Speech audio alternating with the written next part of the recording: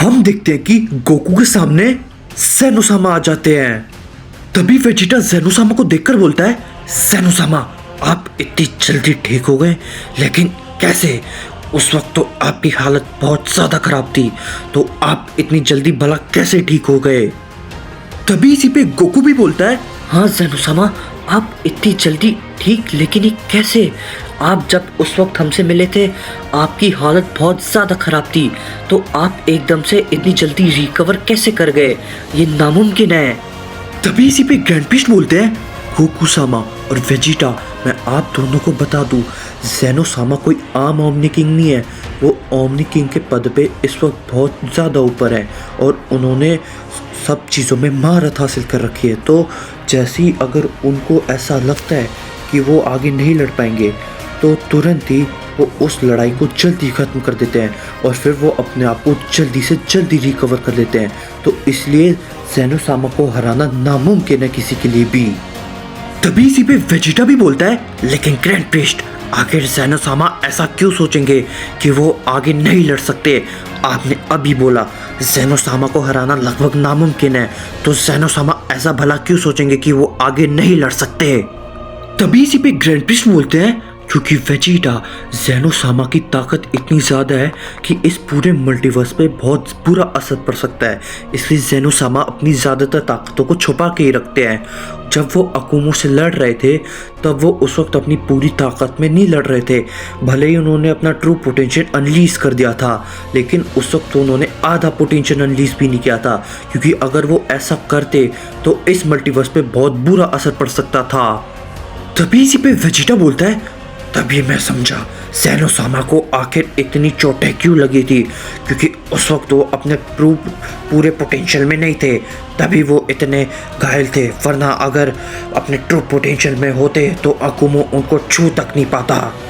तभी इसी पे जेनोसामा बोलते हैं, गोकू, वेजिटा अब इतना याद रखना, ये अब लड़ाई नहीं रही, अब ये युद्ध बन चुका है, तो अब हमें इसके लिए बहुत ज्यादा प्रिपेयर रहना होगा, क्योंकि मैं जानता हूँ अकुमो भी अपनी पूरी ताकत में नहीं लड़ रहा था। हम दोनों उस वक्त सेम बराबर लेवल पे थे, तभी मैं इतना कमजोर हो गया था, इसलिए मैंने अपनी ज्यादा ताकत यूज नहीं की, क्योंकि अगर मैं ज्यादा ताकत यूज करता तो इस मल्टीवर्स पे असर पड़ सकता था। तभी इसी पे गोकू बोलता है, जेनोसामा अगर आप चाहे तो हमारी मदद एक सेन और भी कर सकता है, मैं उसे अच्छी तरीके से जानता हूँ।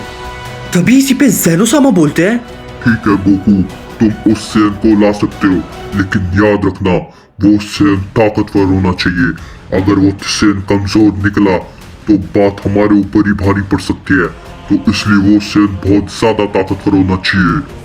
तभी इसी पे गोकू बोलता है, चिंता मत कीजिए जेनोसामा, वो बहुत ज्यादा ताकतवर है, वो एक लेजेंडरी सेन है, आप चिंता मत कीजिए, बस अब आप देखते जाइए। इतना कहते ही हम देखते हैं गोकू वहां से तुरंत ही चले जाता है। तभी इसी पे वेजिटा बोलता है, मुझे पता था कैकारोट कुछ ऐसा ही सोचेगा। जैसे ही कैकारोट ने लेजेंडरी सेन का नाम लिया, मुझे पता था कि एक ही लेजेंडरी सेन है और वो और कोई नहीं बल्कि ब्रोली है। तभी इसी पे ग्रैंड पीस्ट वेजिटा से बोलते हैं, हे वेजिटा आखिर गोकू सामा किसकी बात कर रहे थे? वो सेयन कौन है? क्या वो एक लेजेंडरी सेयन है? तभी इसी पे वेजिटा बोलता है, चिंता मत कीजिए ग्रैंड प्रीस्ट, आपको बहुत जल्द पता चल जाएगा कि ये ब्रोली कौन है। ये कोई आम सेयन नहीं है बल्कि एक लेजेंडरी सेयन है, लेजेंडरी सेयन। तभी इसी पे जेनोसामा बोलते हैं, ग्रैंड प्रीस्ट मुझे जरा किसी काम से जालमा के पास जाना है, तो याद रहे तुम इधर ही रहना और सारे गॉड ऑफ डिस्ट्रक्शन रेंजर्स को भी बोल देना कि वो भी अपनी ट्रेनिंग शुरू कर दे, क्योंकि आगे की लड़ाई बहुत ज्यादा होने वाली है।